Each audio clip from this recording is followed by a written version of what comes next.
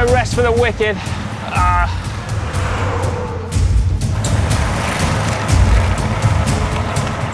Oh my days!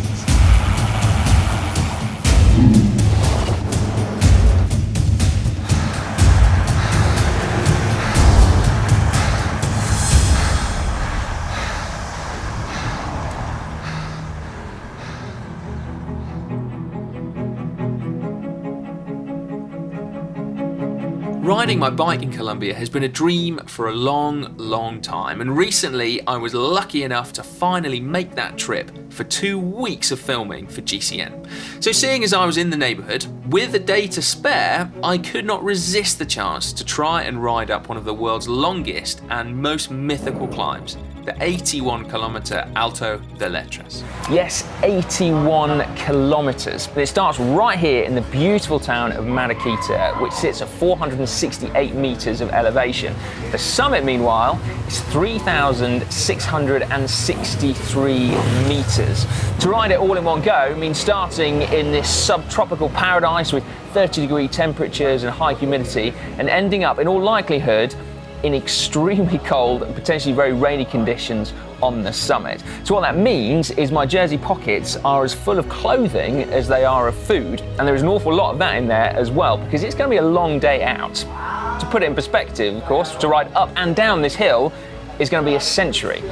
So it's going to be pretty epic, and I better finish off my coffee, which professional cycling aficionados should note comes in a Café de Colombia cup. And incidentally, actually, the coffee inside it could have come from these very hillsides, because Mariquita actually sits at the southern point in Colombia's famous coffee production triangle.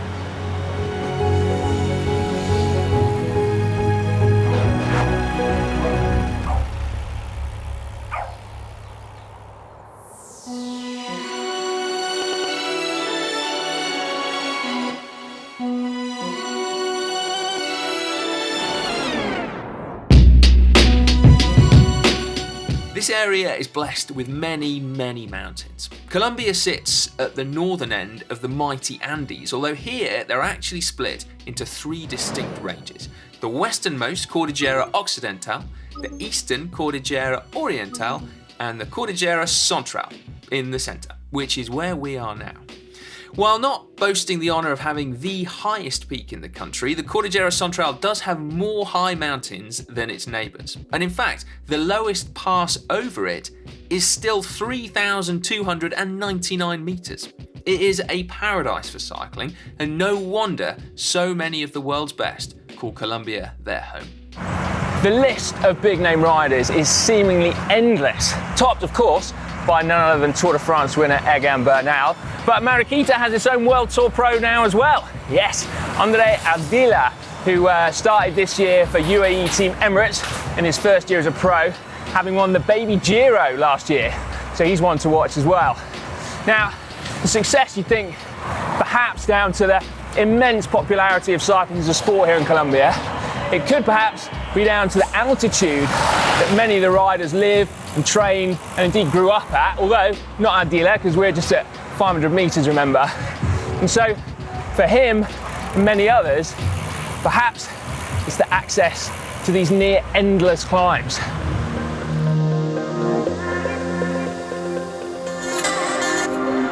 Bam! There is no getting away from it. The gradient starts as soon as you leave Mariquita. Go to my Wahoo, it came in at 10%. Fortunately, it's eased back just a shade now, but clearly Alto de Letras means business. And in the back of my head, I just can't help but think, how do you pace an 80-kilometre long climb? Clearly, steadily would be the sensible answer,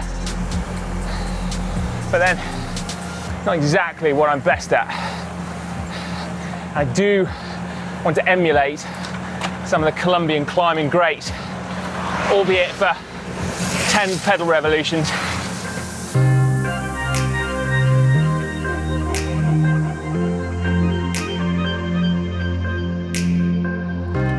Now, before we get too far up this climb, let's talk about climbing speed, shall we? So the fastest recorded time on Strava is by a guy called Didier Chaparro, who's a Colombian pro, weighing in at just 54 kilos, he rocketed up here in 3 hours and 4 minutes, which is an average speed of 26 kilometers per hour.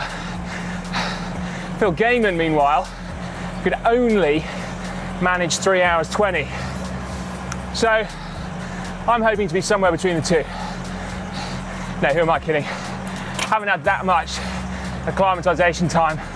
And also, I'm running Vision Metron 55s as opposed to the shallower, slightly lighter 40s. So that's probably going to make the difference. But only those two things. But it's all academic anyway, because everyone looks slow compared to Santiago Viteri, who has the unofficial record up here. He did 2 hours 50 in the Vuelta to Colombia back in 2007, which he then went on to win. Chapeau, Santiago.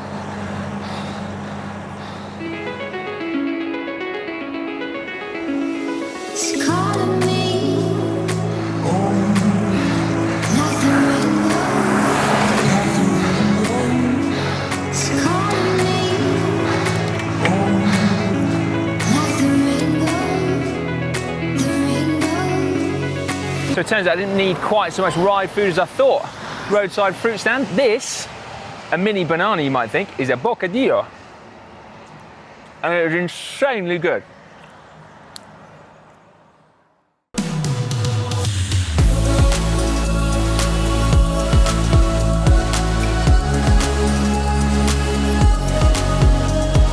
Well, we've got a bit of respite from the climbing as we go through the little town of Fresno. Gotta be said, it's quite a busy road, this one, unsurprising given that it's one of only 2 paved passes over the Cordillera Central. There's 2 more, but they're dirt, so you can't imagine much of this traffic going over those ones. But, cool little place. No rest for the wicked.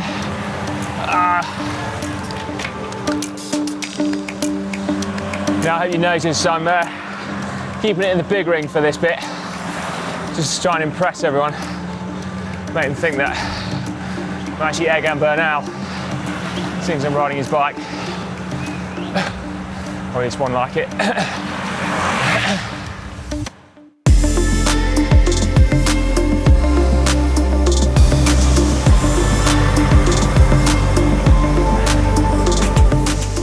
One of the incredible things about riding up a climb this long is seeing the vegetation change.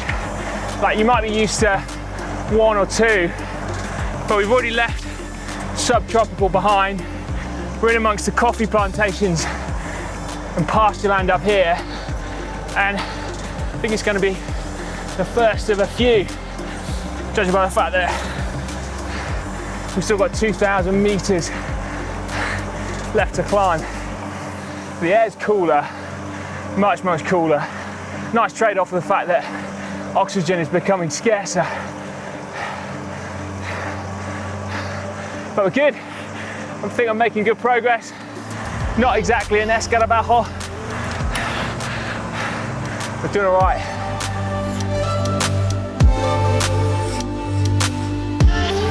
I'm going to take a moment to freewheel. Oh my days!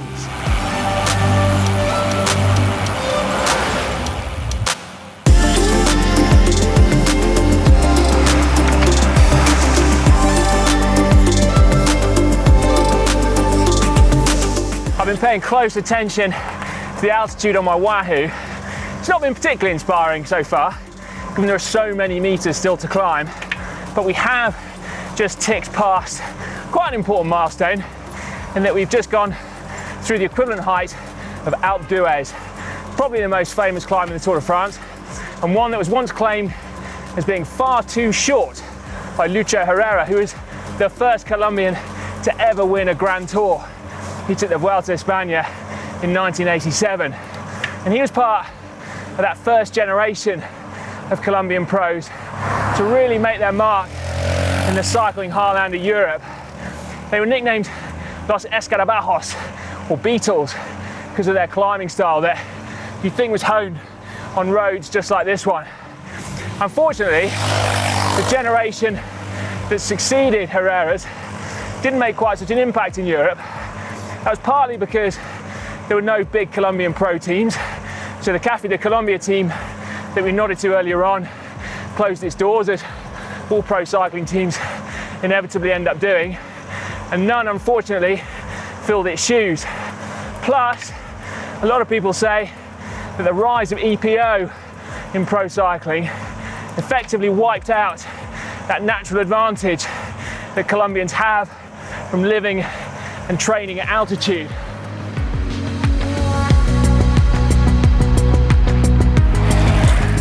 Just had a last little bit of downhill. There's kind of 3 points at which the climb does actually stop and you get a little bit of respite. And it's very, very welcome.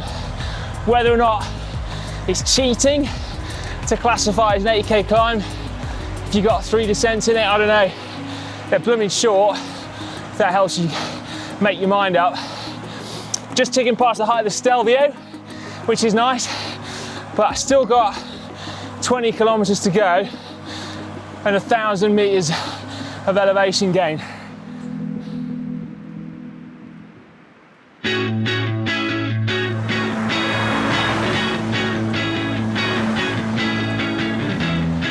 This is a fantastic stretch of road.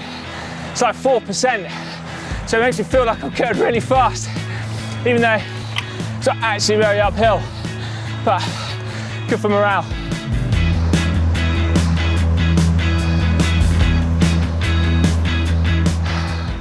Last lap, I think.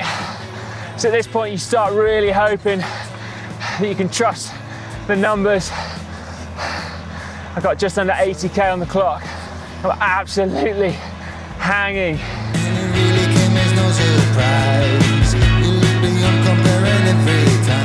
I think I've been spending a few days at altitude, which made a big difference. I feel a heck of a lot better than I did at the Taiwan KRM Challenge 2.5 years ago. I'm definitely not as fit as I was.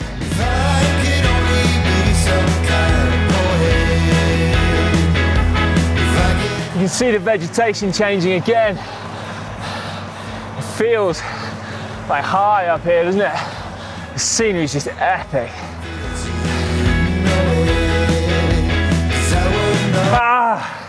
Santiago Botero's time is just gone. 2 hours 50 minutes elapsed. Just a couple of K shy of the summit. Yeah, no, unfortunately that's not quite true. And Phil Guyman's time might have gone as well. Shouldn't have stopped for bananas, or miniature bananas. Bocadillo, which I'm sure means sandwiches. Anyway.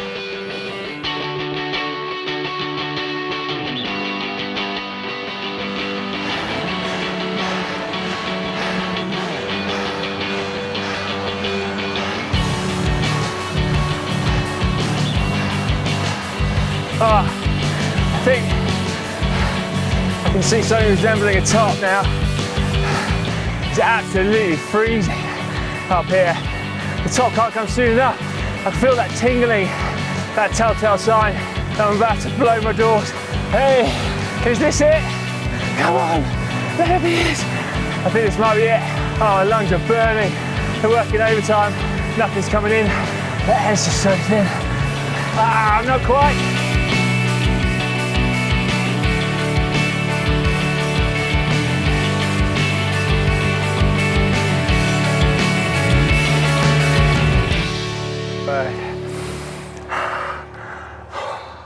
That truly is an epic climb. One of the absolute greats, I'm sure of it. I need an empanada and a cerveza. That truly is a bucket list climb. There's no other way of describing it. If, however, you are fortunate enough to come out here and do Alto de Letras, just bear in mind that it is a really busy road.